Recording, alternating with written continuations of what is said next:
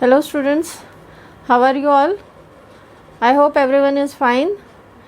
Today the topic which we are taking is chapter 6 and the chapter name is physical and chemical changes.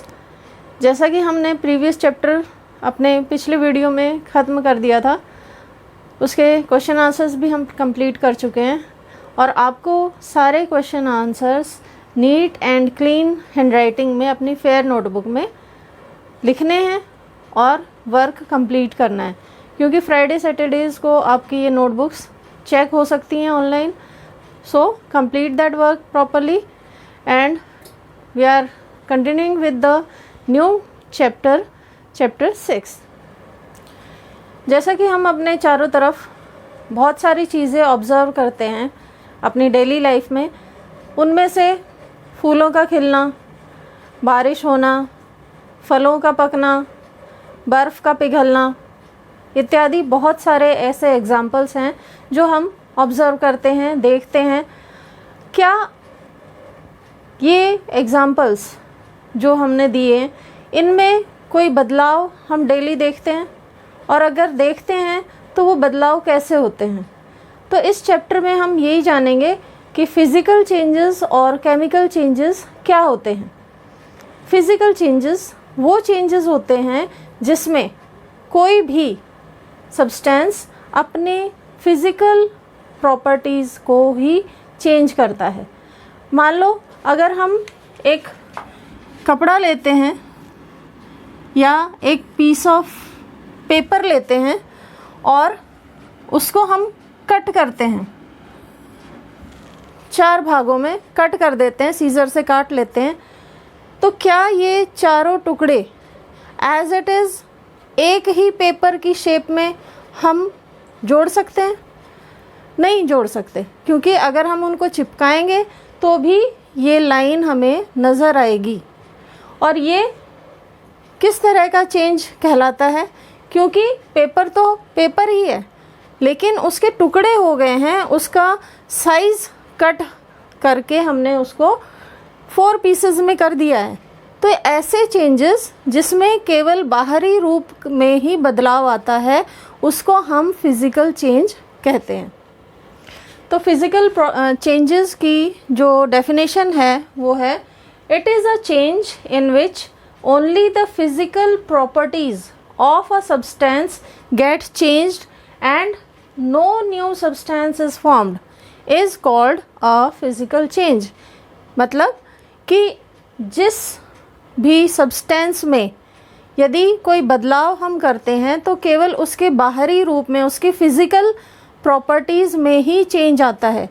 और physical properties में हम क्या क्या ले सकते हैं? हम शेप ले सकते हैं, हम साइज़ ले सकते हैं, कलर ले सकते हैं, ठीक है, उसकी स्टेट, फिज़िकल स्टेट ले सकते हैं. तो ये बाहरी रूप में ही बदलाव जो होता है उसको हम फिज़िकल चेंज के नाम से जानते हैं. For example melting of ice, यानी बर्फ़ का पिघलना. यदि आप फ्रिज में से बर्फ़ निकाल के थोड़ी देर बाहर रख देते हो तो कुछ समय के बाद आप देखोगे कि वो बर्फ़ जो है वो अपना रूप बदल लेती है, यानी वो सॉलिड से लिक्विड में कन्वर्ट हो जाती है और ये उसकी फ़िज़िकल स्टेट में चेंज होता है. सेम अगर उसी मेल्टेड आइस को, बर्फ़ जो पिघली थी उसी को हम फ्रीजर में रख देते हैं तो थोड़े समय के बाद वो फिर से सॉलिड आइस के रूप में कन्वर्ट हो जाती है. तो हम कह सकते हैं कि फ़िज़िकल प्रॉपर्टीज़ में जो भी बदलाव आता है वो हमेशा रिवर्सिबल होता है. रिवर्सिबल फिज़िकल चेंज जो होता है वो हमेशा रिवर्सिबल होता है, एक रूप से दूसरे रूप में जाता है और वापस से अपने ओरिजिनल रूप में आ जाता है. क्लियर? तो इसको हम फिज़िकल चेंज कहते हैं. ये कुछ एग्जांपल्स हैं फिज़िकल चेंज के जो आप ध्यान से सुने. पहला है स्ट्रेचिंग ऑफ रबर.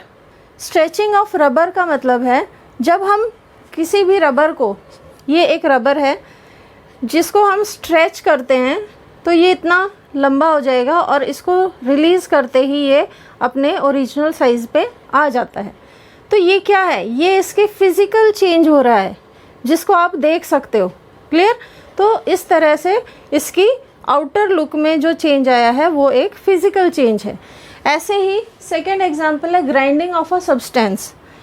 यदि आप देखते हो मसाले हैं, हम सब्जी में डालते हैं, मिर्ची है, हल्दी है, इनको ड्राई करके जब हम ग्राइंडर में, मिक्सर में पीसते हैं तो ये पाउडरी फॉर्म में चेंज हो जाते हैं, लेकिन इनका टेस्ट चेंज नहीं होता, केवल इनकी फिज़िकल स्टेट चेंज होती है। पहले ये बड़े पीसेस होते हैं जो कि मिक्सी में ग्राइंड करने के बाद उसका पाउडर जो स्टेट है उसमें कन्वर्ट हो जाती है।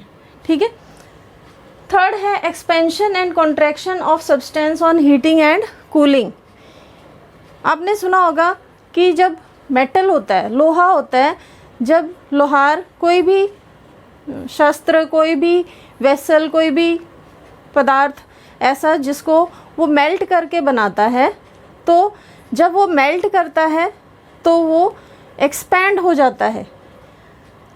आ रहा है समझ? जब हम मान लो हमने कुल्हाड़ी बनानी है तो उसके लिए वो पहले लोहे को पिघलाएगा, यानी लोहे की स्टेट चेंज होगी, तो वो भी एक फिज़िकल चेंज है।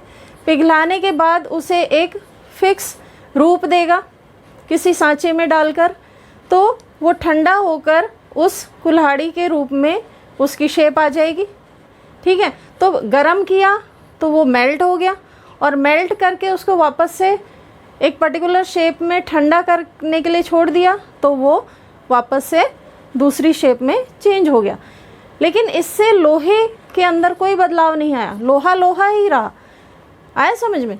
तो ये जो चेंज हैं वो उसके फिज़िकल चेंज कहलाते हैं। ऐसे ही फॉर्मेशन ऑफ क्लाउड्स, आप देखते हो बादल कितने रूप बदलते रहते हैं।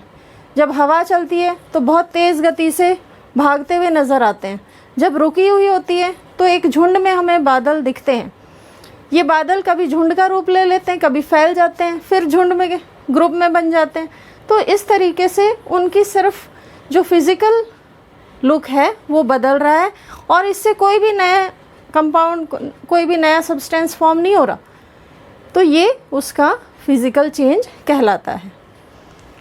Hammering of metals into sheets, आपने देखा होगा जो शीट्स होती हैं, यानी कि लोहे की है चाहे सिल्वर की है, जब उसको पतले फॉइल के रूप में कन्वर्ट किया जाता है तो उसको हैमरिंग कर कर के, यानी उसको प्रेशर से पीट के बहुत थिन फॉइल में कन्वर्ट कर दिया जाता है, जो कि एक फ़िज़िकल चेंज ही होता है, क्योंकि उसके अंदरूनी में रूप में कोई बदलाव नहीं लाया गया, केवल उसका पहले जो मोटी परत थी उसको हैमर के द्वारा पीट के पतली परत में बदल दिया जाता है।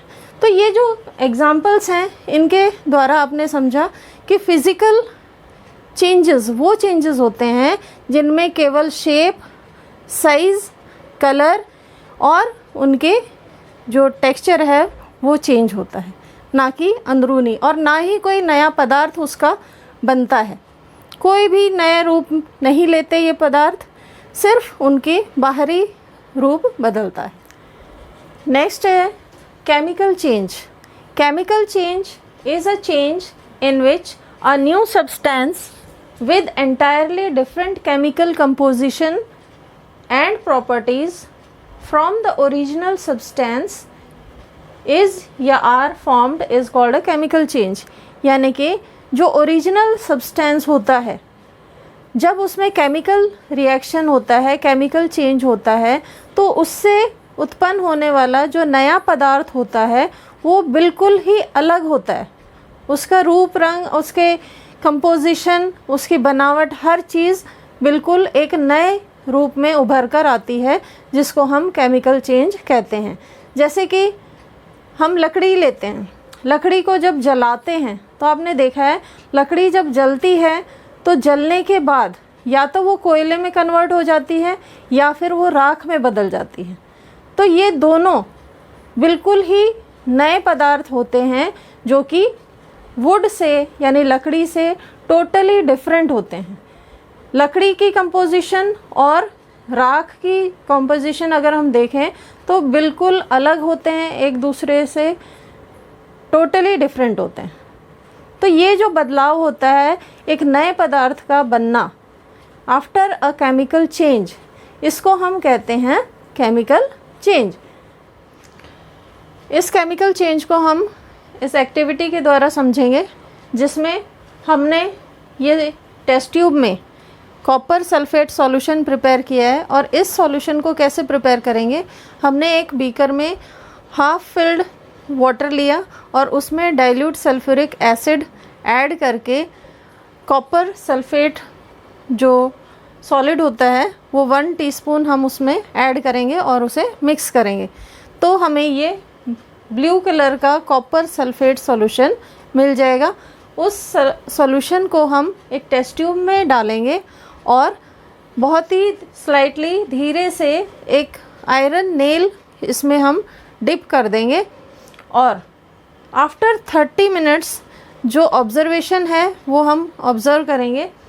और इसको 30 मिनट्स रखने से पहले एक पेपर से कवर करके हम बिना डिस्टर्ब किए इसको रखेंगे।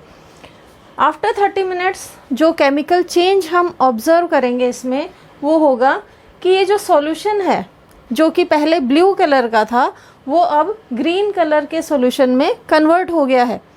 और ये कन्वर्जन क्यों हुआ? क्योंकि जो कॉपर सल्फेट सॉल्यूशन था वो आयरन नेल के साथ रिएक्ट होकर उसने आयरन सल्फेट सॉल्यूशन बनाया, ठीक है। और जो नेल थी उसके ऊपर एक ब्राउन कलर की लेयर फॉर्म हो जाती है जो कि कॉपर डिपोजिशन के कारण होती है, यानी कि कॉपर इस पर डिपॉजिट हो जाता है, इकट्ठा हो जाता है और एक ब्राउन कलर की लेयर को फॉर्म करता है।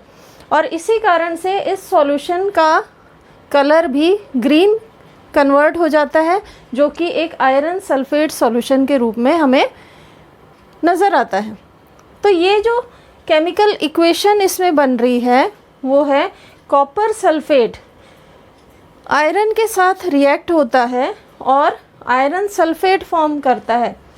इसके अलावा कॉपर सेपरेट होता है, ठीक है। तो ये एक ऐसा केमिकल चेंज है जिसमें आप देख रहे हो कि जो केमिकल कंपोजिशन थी वो बिल्कुल बदल गई है। जो नया सब्सटेंस बना है वो ओरिजिनल सब्सटेंस से टोटली डिफरेंट है, उसकी कंपोजिशन अलग है, उसका कलर अलग है और हर चीज़ उसकी डिफरेंट है।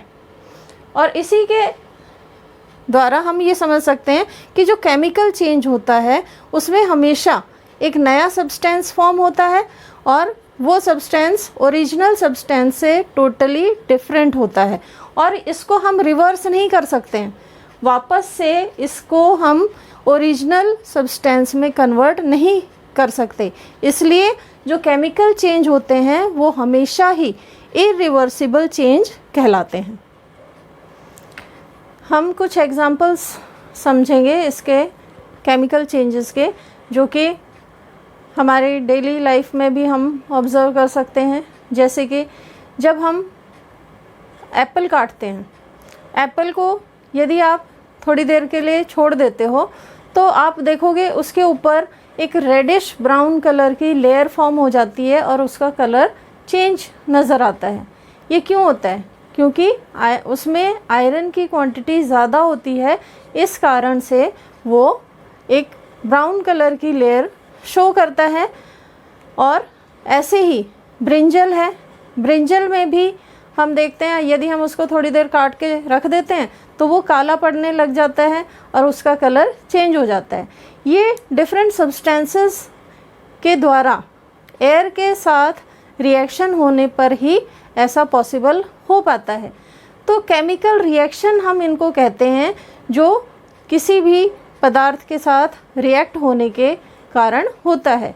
तो केमिकल रिएक्शन क्या होता है? केमिकल रिएक्शन वो रिएक्शन होते हैं जिसमें कोई भी पदार्थ किसी नए पदार्थ के रूप में कन्वर्ट हो जाता है और एक नई प्रॉपर्टी शो करता है, तो उसको हम केमिकल रिएक्शन कहते हैं।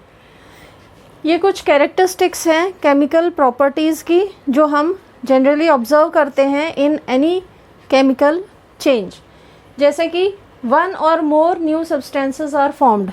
जब कोई भी केमिकल चेंज होता है तो ये नॉर्मली होता है कि वन और मोर, एक या एक से अधिक नए सब्सटेंसेस जो हैं वो फॉर्म होते हैं जिनकी प्रॉपर्टीज़ डिफरेंट होती है। Generally are permanent changes and can not be reversed.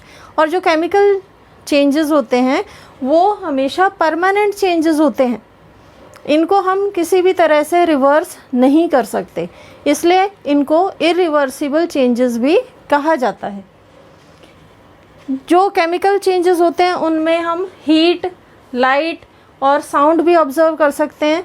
जैसे कि जब कोई भी केमिकल रिएक्शन होता है उसमें हीट प्रोड्यूस होती है, ठीक है। ऐसे ही जैसे लाइट, हम कोई भी एक्सप्लोजन करते हैं, जो पटाखे हैं, दिवाली के समय हम पटाखे जलाते हैं, तो आप देखते हो कि उसमें जब फायर लगाते हैं तो वो पटाखा जो है एक बहुत साउंड के साथ और लाइट के साथ एक्सप्लोड होता है और एक नया चेंज हम ऑब्जर्व करते हैं उसमें से स्मेल आती है, उसमें से हीट निकलती है और उसका कलर भी चेंज हो जाता है, उसमें से फ्यूम्स प्रोड्यूस होती हैं।